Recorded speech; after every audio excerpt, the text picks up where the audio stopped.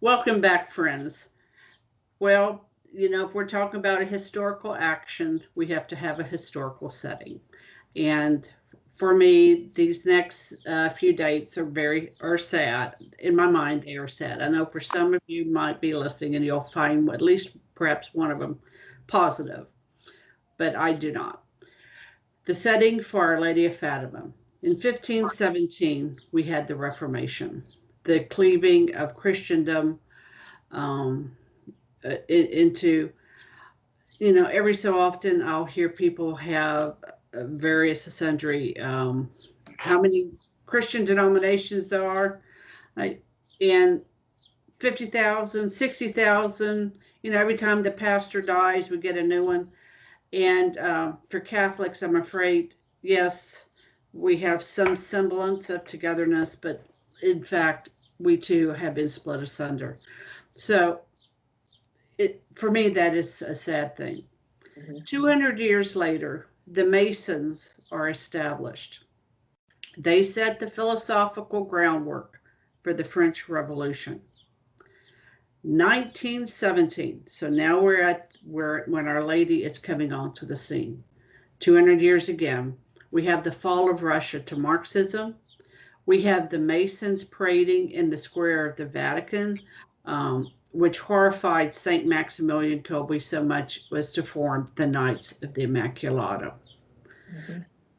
That's what Our Lady is coming in to call our attention to. All right, now let's now go down into the country of Fatima. Portugal, the country of Portugal, has a rich Marian devotion. Fatima comes from the name of a Muslim princess who converted to Catholicism. Fatima is the name of Muhammad's most beloved daughter, and Archbishop Sheen sees in Our Lady's visit to Fatima not only the conversion of Russia, but of reconciliation between Muslims and Christians. Both aspects are essential for world peace, the theme of Fatima. And at the time of the apparitions, Fatima, the economics, was a small farming village with pastures for sheep. The immediate historical context. So now we had a large scale, we looked at the country, 1916. World War I, so we have World War I going on, and the socialist revolution in Russia extinguishes religion. So it's a year before. Russia legalized abortion. And for a time, the government would allow men to pay 2 rubles to have sex with any woman they saw. It was bacalao, and it was called pre-loved. And if you refused, you were flogged. Wives were considered the property of the state, to which every proletarian should have access. And I do have notes to all of that, as usual. 35 abortions per woman. People were losing hope. We had Benedict XVI pleading for peace in 1917. He started a novena. Is this Benedict? I'm sorry, is this Benedict the 15th? 15th, yes, thank you. Thank you. Benedict the 15th. Thank you, thank you. He starts a novena to Our Lady, Queen of Peace, stressing his urgency for the novena. On May 13th, 1917, the 8th day of our novena, of his novena, Our Lady answers with her first visit. Yeah, I mean, it is astounding when you think about the worldwide situation that's going on. I'm sorry about my telephone. That worldwide situation that's going on, just the wholesale destruction that in the past, so we're looking at 1917.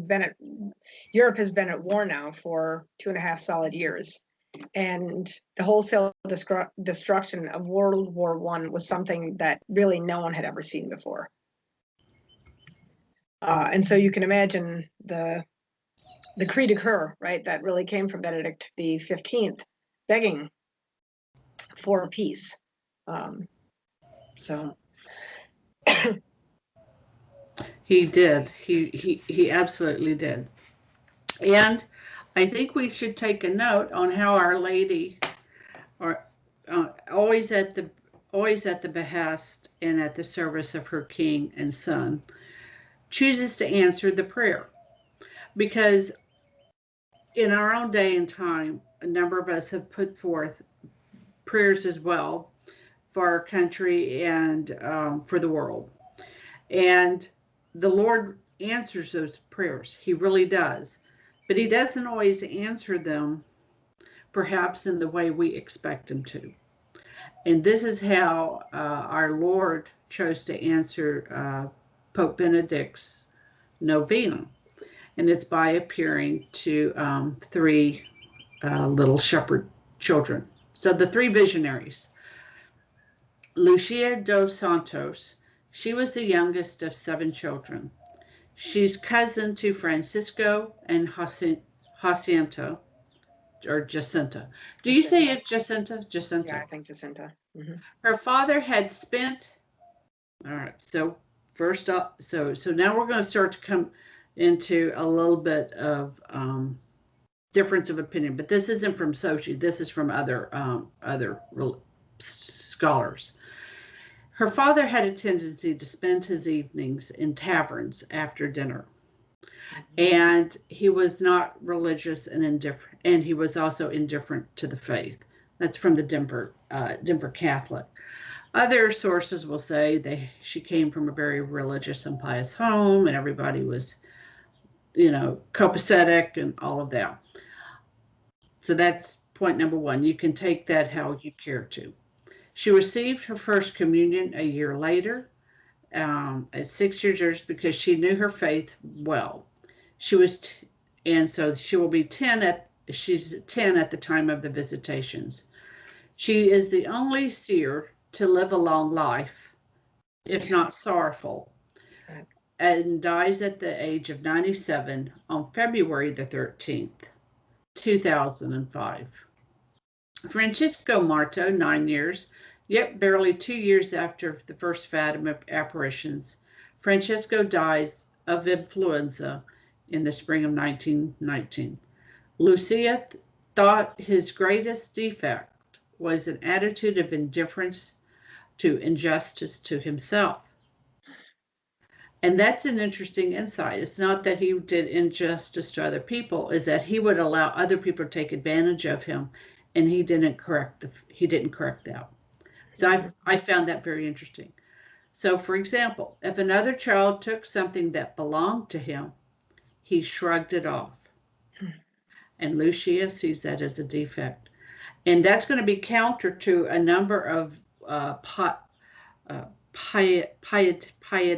pietistic inclinations at that age, that if something does something bad to you, just let them do it.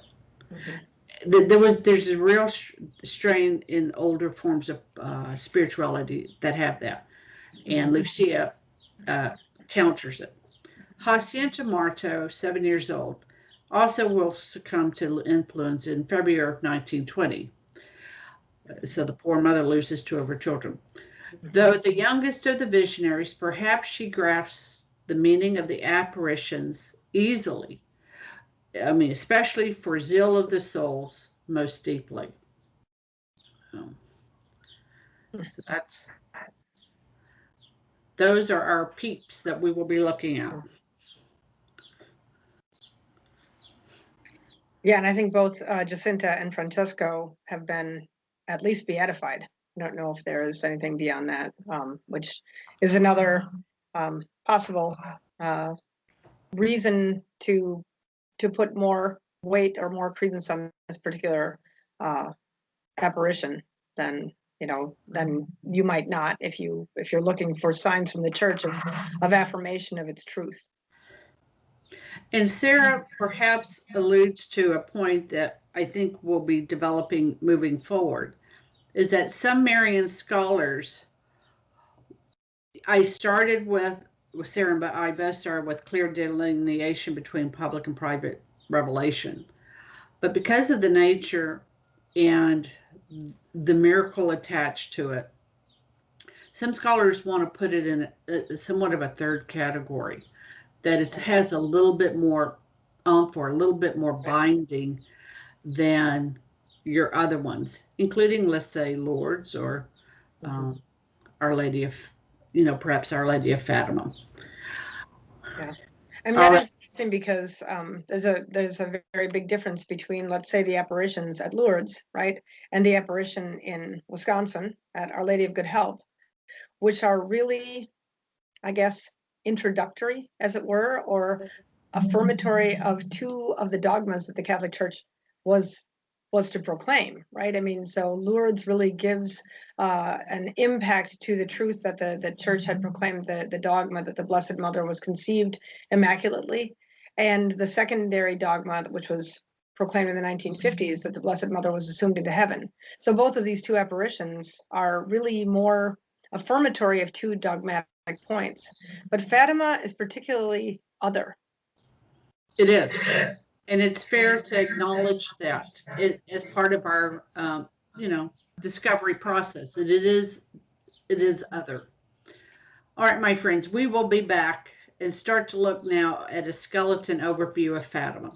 Till then, Fides et Ratio.